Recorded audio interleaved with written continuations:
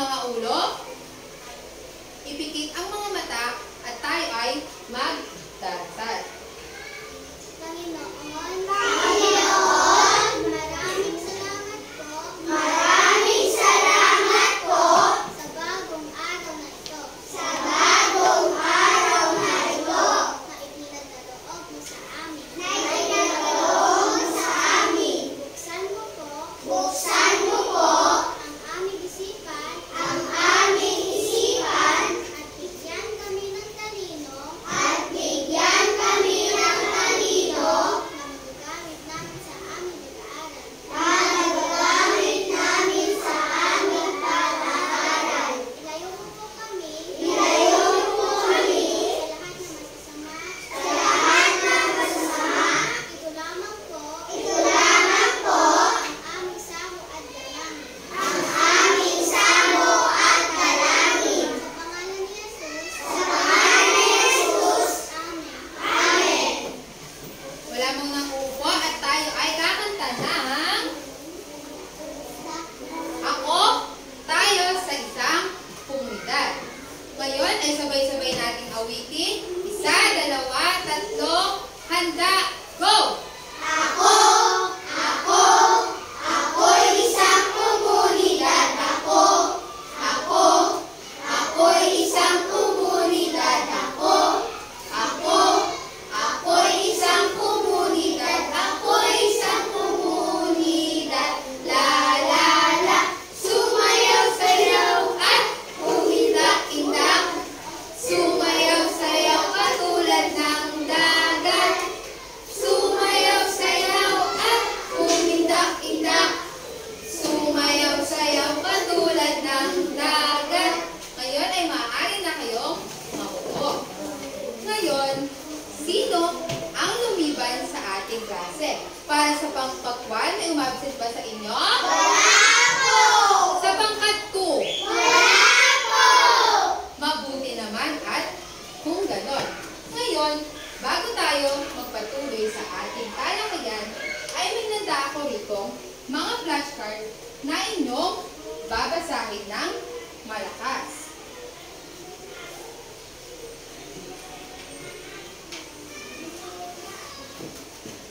Para sa unang flashcard, basahin nga ng sabay-sabay mga bata. Sa Edukasyon! Pagkain! Kawilaan! Kasuoran! Tiyahan! Yan, magaling. Talaga nga namang marunong na kayong magbasa. Pero, bago tayo magpatuloy sa ating bagong aralin, ano nang nga ulit ang ating pinag-aralan nung nakaraang araw? Ikaw nga, Ronaldin? Tama, tungkol sa mga bayani. Magbigay nga kayo ng isang bayani sa ating bansa. Ikaw nga, Rihanna? Tama, Jose Rizal. Ikaw nga, Ronaldin? O, ikaw nga, Matthew? Tama, Manuel. Ikaw nga, Charm? General Luna, magaling. Talaga nga naman, natandaan ninyo ang ating tinalakay noong nakaraang araw. Ngayon, bago tayo magtungo sa ating aralin, ay may hinanda akong isang gawain para sa inyo. Ang gawain na ito ay ang salamin-salamin, ilarawan mo sa alin. Meron akong ipapakita sa inyo mga larawan at inyo lamang itong oobserbahan at sasabihin sa klase kung ano ang inyong naobserbahan. Handa na ba kayo mga bata? Opo! Energy check! Check na check! Ngayon, para sa unang larawan, ano kaya ang nakikita niyo sa larawan? Ikaw nga, Junjun? Tama, Lola. Ano ba kaya ang nakikita sa larawan? Ikaw nga, Rafael? Bata. Ano kaya ang ginagawa ng bata? Ikaw nga, Sophie? Tama, nagmamaro. Nagmamaro ba kayo sa inyong mga lola at lolo? Opo! Mabuti naman kung kung ganon. Ngayon, para sa ikalawang larawan naman ay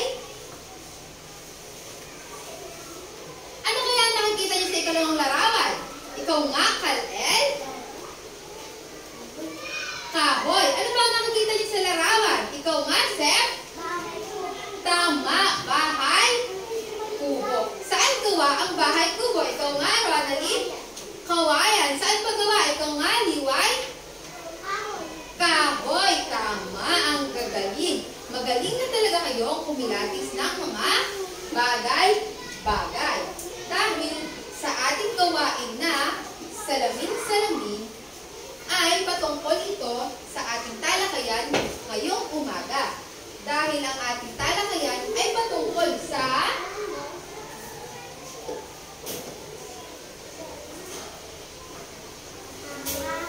sabay-sabay nga natin basahin mga bata. Ang konsepto ng kultura. Tama. Ang konsepto ng kultura. Ngayon, may idea ba kayo kung ano ang kultura? Ikaw nga, Ronaldin? Tama. Ano ba kaya ang inyong alam tungkol sa kultura? Ikaw nga, Matthew? Tungkol po ito siguro sa mga kaugalian natin tulad ng pamamahan. Tama. Magaling. Tama ang inyong mga idea. Ngunit ito ang kahulugan ng kultura.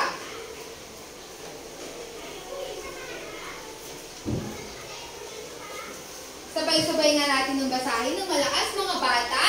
Kultura ay ang pagsasalin-salin ng mga nauulat at kabuhay ng mga tao sa isang lugar. Maaari mo bang basahin ito, Liana? Kultura ay ang pagsasalin-salin ng mga nakaugalian at pamumuhay ng mga tao sa isang lugar. Tama. Ang kultura ay ang pagsasalin-salin ng mga nakaugalian at pamumuhay ng mga tao sa isang lugar. Ngayon, may dalawang uri ng kultura. Ang dalawang uri ng kultura ay ang sabay-sabay nga natin basahin mga bata. Material na kultura at di material na kultura. Tama. Ito ang dalawang uri ng kultura. Ang material at di material na kultura. Ngayon, narito ang ibig sabihin ng material na kultura.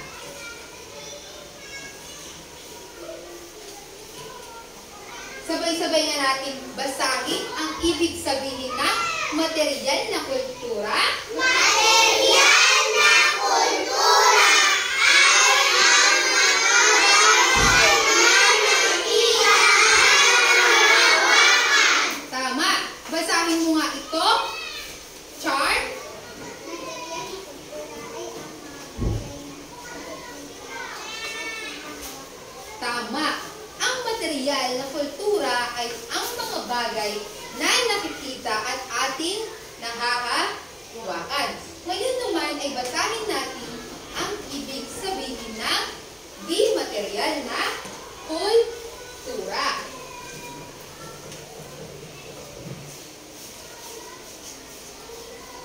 Sabay-sabay nga nang basahin ang ibig sabihin ng di material na kultura. Di material na kultura ay ang mga bagay na hinahawakan. Tama. Basahin mo nga ito, Liway. Di material na kultura ay ang mga bagay na hindi nahawakan. Tama. Ang di material na kultura ay ang mga bagay na hindi natin nahahawakan. Ngayon na alam na natin ang ibig sabihin ng dalawang uri ng kultura, ay dadako na tayo sa mga halimbawa nito. Ngayon, para sa unang halimbawa ng material na kultura ay ang ano kaya ang nasa larawan? Ikaw nga, Ronaldin? Banga.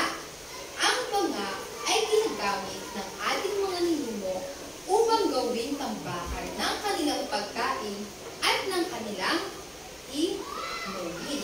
Ngayon naman ay dadako pa tayo sa mga halimbawa ng material na kultura. Ano kaya ang nasa larawan? Ikaw nga, Junjun? Perlas. Tama, perlas. Ang perlas ay ginagamit ng ating mga ninuno sa kanilang mga gamitan bilang palamuti. Ngayon ay ang halimbawa pa ng material na kultura. Ano kaya ito? Ikaw nga, Sophie? Pana at palaso. Tama. Pana at palaso.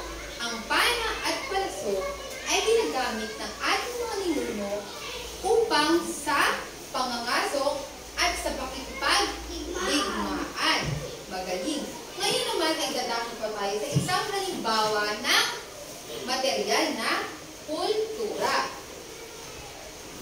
Ang halimbawa pa ng isang material na kultura ay ang barong at saya. Ang suot-suot ng lalaki ay ang barong Tagalog. At ang suot-suot naman ng babae ay baro at saya. Tama. Ngayon, nakapagsuot na ba kayo ng baro at saya? Ikaw nga, Matthew? Opo.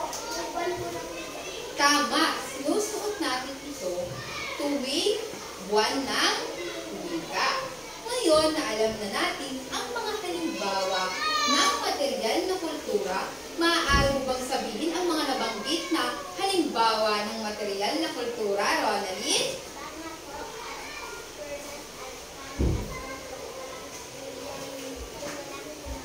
pana po at purnas at Maaari mo bang sabihin pa ang mga halimbawa ng material na kultura?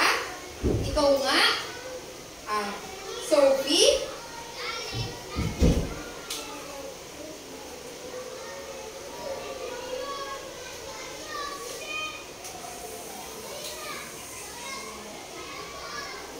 Pana at palaso tapos po purnas tapos po yung lalaki na kabarong tapos po yung babae kabarong.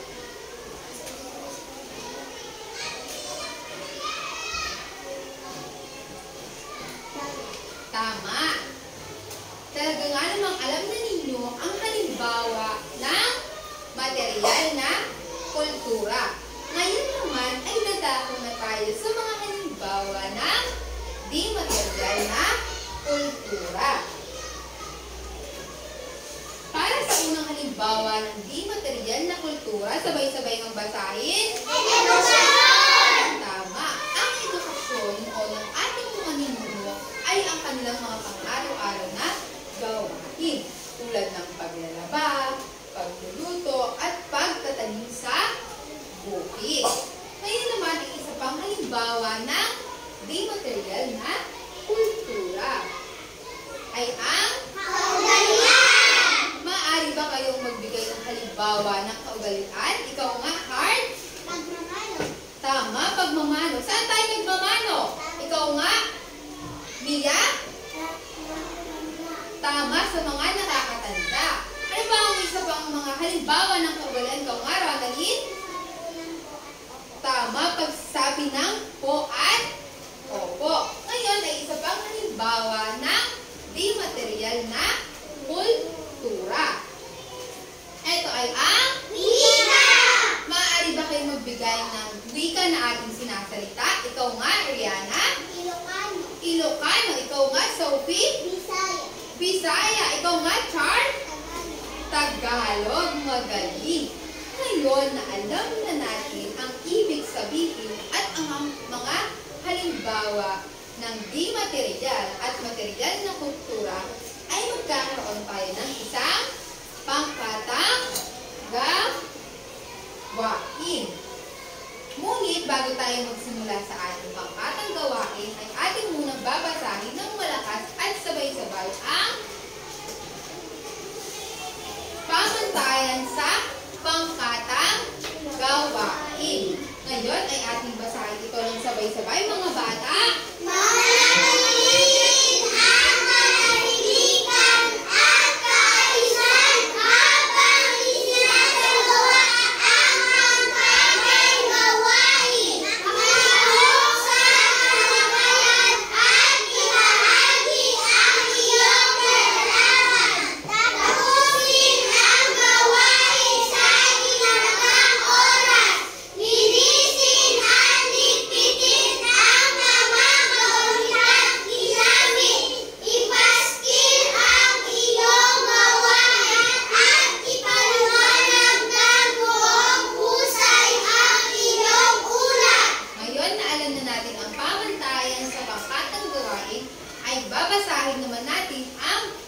bricks para dito. Para sa 5 puntos, sabay-sabay ng basahin mga bata.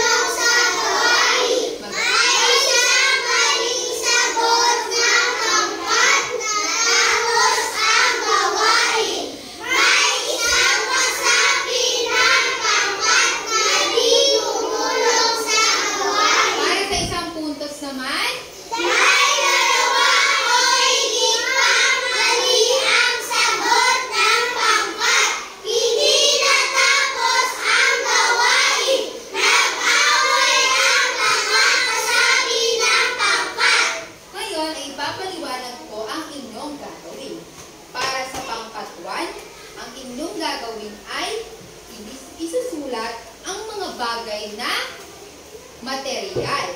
At sa pangkat 2 naman, ang gagawin ninyo ay isusulat naman ang di material na bagay. At para sa pangkat 3 ay chichekan or exan lamang ang mga halimbawa ng material at di material na kultura. Ngayon, maaari na kayong tumayo at pumunta rin sa harapan ng inyong mga kasama.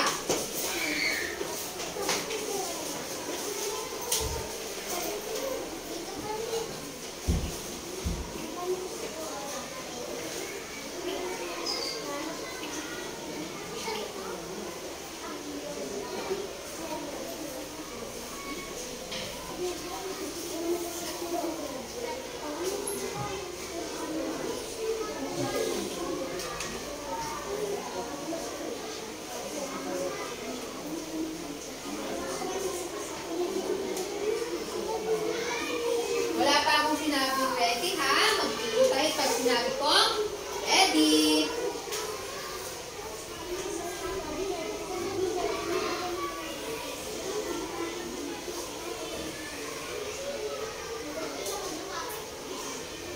Okay.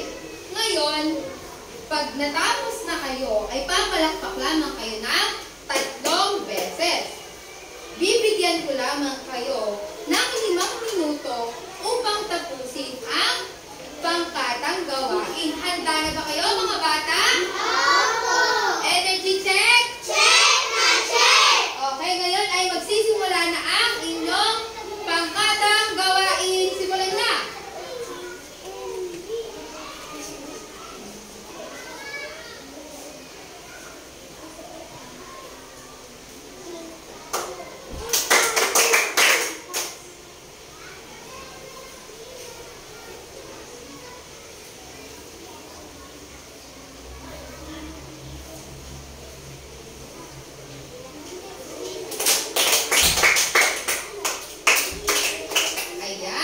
Tapos na ang ating pangkatang gawain. Ngayon, ang pangkat 3 ang unang natapos. At ang pangkat 2 naman ang ikalawa. At ang pangkat 3 naman ang panghuli. Ngayon, maaari na kayong tumayo at i-present ang inyong ginawa. Pangungunahan ng pangkat 3. Maupo muna ang pangkat 1 at ang pangkat 2. Sino leader sa inyo? Ronaline. Ipapaliwanag ni Ronaline ang kanilang ginawa. Ngayon, Ronaline, ipaliwanag mo nga.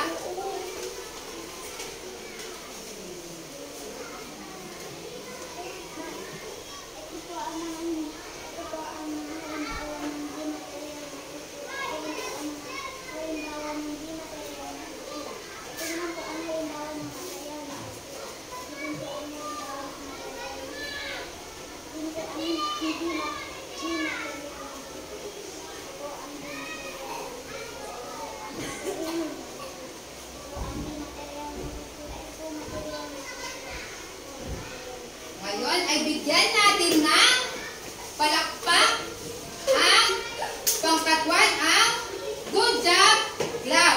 1, 2, 3, go! Ito ang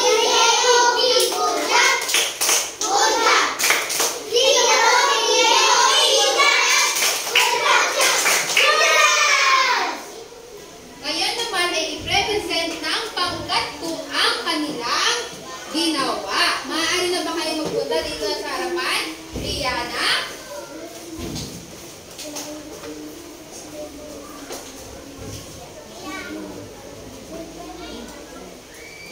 One, two, three, go. Ito po ay halimbawa ng hindi material na kasulat. Mandadalo, sumika, sikauugalian, ignor, edukasyon, kay pagmamahal. Ngayon ay bigyan natin ng ang galing clap ang pangkat ko. 1, 2, 3, go! Ang galing! Ang galing! Ang galing-galing niyo!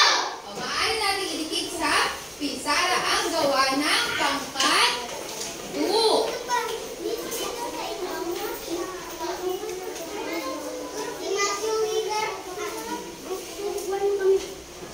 Okay, para sa pangkat 1, ipaliwanag naman ninyo ang inyong ginawa. Ikaw nga, Matthew.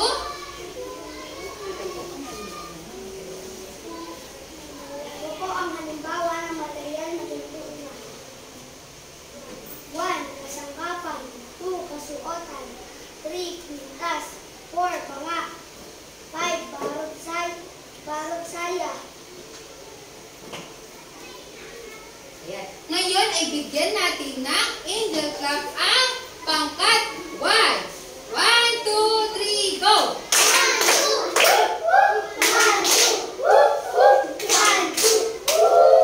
Magaling. Ngayon, idikit na natin sa pisara ang sagot ng pangkat 1.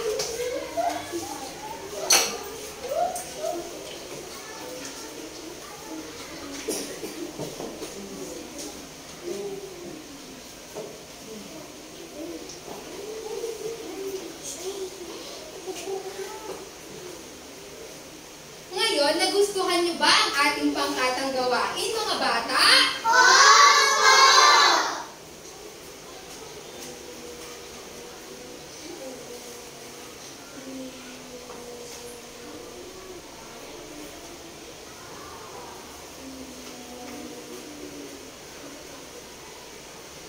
Ngayon, na natapos na natin ang pangkatang gawain, ay dadako naman tayo sa inyong mga natutunan. Ngayon, ano na nga ulit ang ibig sabihin ng kultura? Ikaw nga, Rihanna?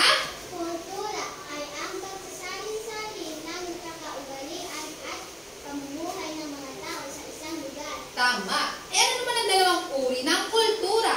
Ikaw nga, Matthew? Material na kultura at immaterial na kultura. Tama. Ngayon, ibigay mo naman ang ibig sabihin ng material na kultura. Art? Material na kultura ay mga bagay na nakikita at nahawakan. Eh, ang di material na kultura. Ikaw nga, Char? Di material. Tama. Talaga nga namang nakinig kayo sa ating talakayan kanina. Ngayon ay magkakaroon tayo ng isang gawain. Ang gawain ito ay maglilista lamang kayo ng material at di material na kultura.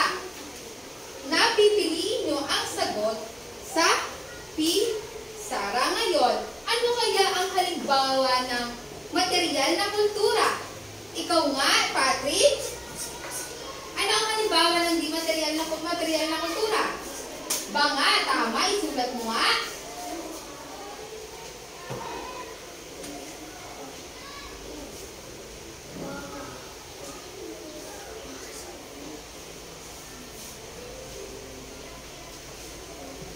Magaling. Eh, ang halimbawa ng di material, ikaw nga, Ronaldin?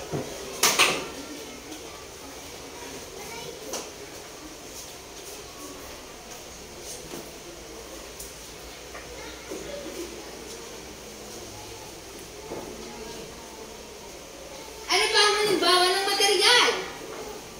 Ikaw nga, Matthew?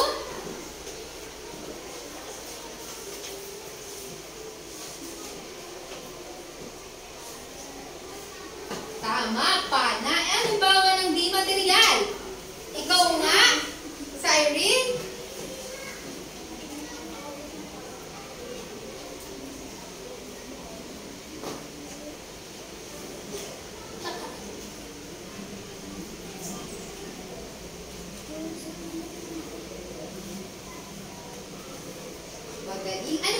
halimbawa ng material? Ikaw nga, Rihanna.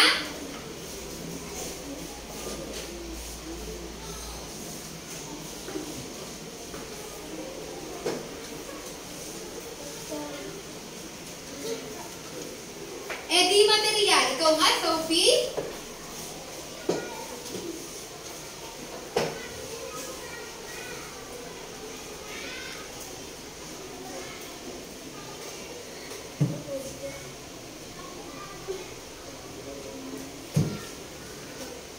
Magaling. Ano bang mga halimbawa ng material? Ikaw nga, Art?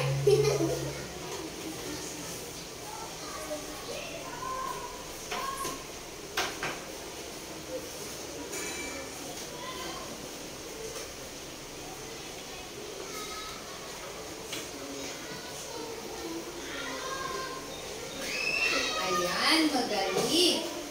Ikaw nga, di material naman, Ronaldin?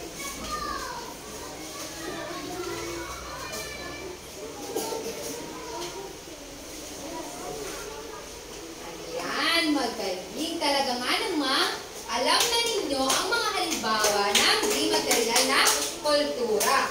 Bigyan nyo nga ng 5 palakpak ang inyong mga sarili. 1, 2, 3, 4, 5. Ngayon, kung talagang alam na ninyo, ay magkakaroon pa tayo ng isa pang gawain. Ito naman ay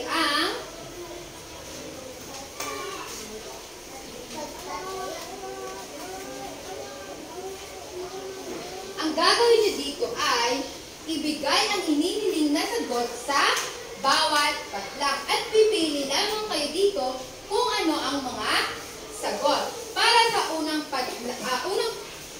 patlang, sabay-sabay ngang basahin mga bata. Ito ay yari sa bawat kawayan at tuwog. Ano ang sagot? Ikaw nga, Mia. Anong sagot? Tama, isulat mo nga.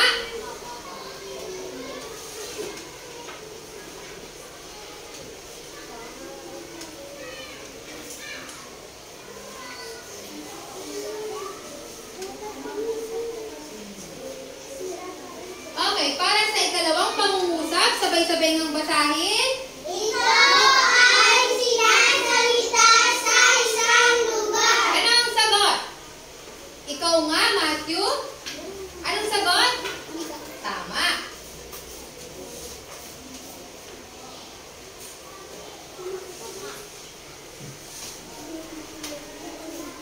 Okay, sa ikatlong pangungusap, sabay-sabay ngang basahin. Isang uri ng kultura na tumutukoy sa kalabasan, salitang nakaugalian at nakasanayan ng isang lugar. Ano ang sagot? Ikaw nga, Char? Tama.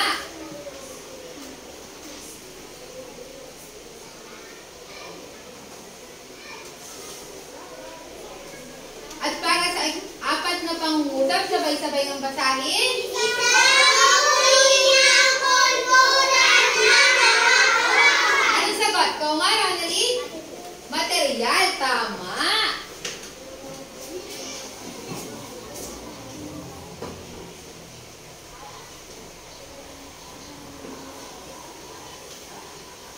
At para sa huling pangungusap, sabay-sabay ng basahin. Isang uri ng kultura na hindi nahawakan. Ikaw nga, Sophie? Anong sagot? Tama.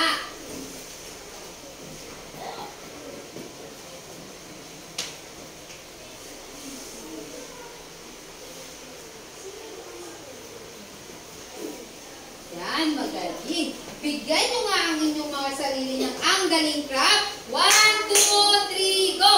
Ang galing! Ang galing! Ang galing-galing ko! Ngayon na alam na natin ang mga uri at meaning ng di material na kultura at material na kultura, ay maaari nyo bang ilabas ang inyong notebook sa makabansa at kopyahin ang ating takdang aralin. Bibigyan ko lamang kayo ng 3 minuto upang tapusin ang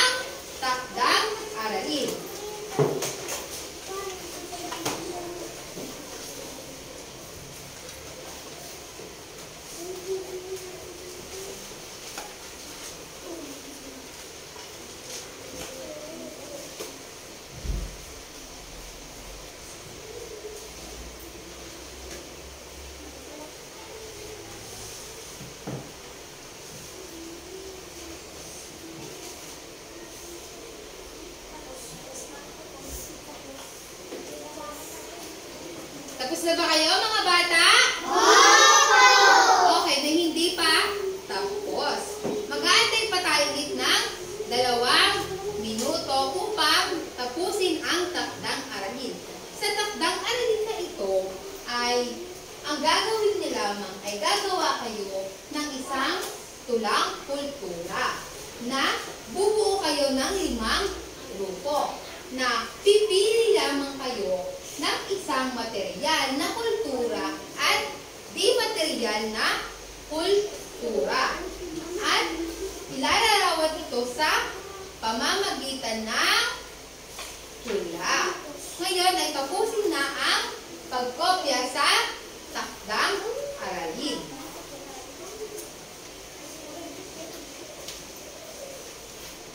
Tapos na po.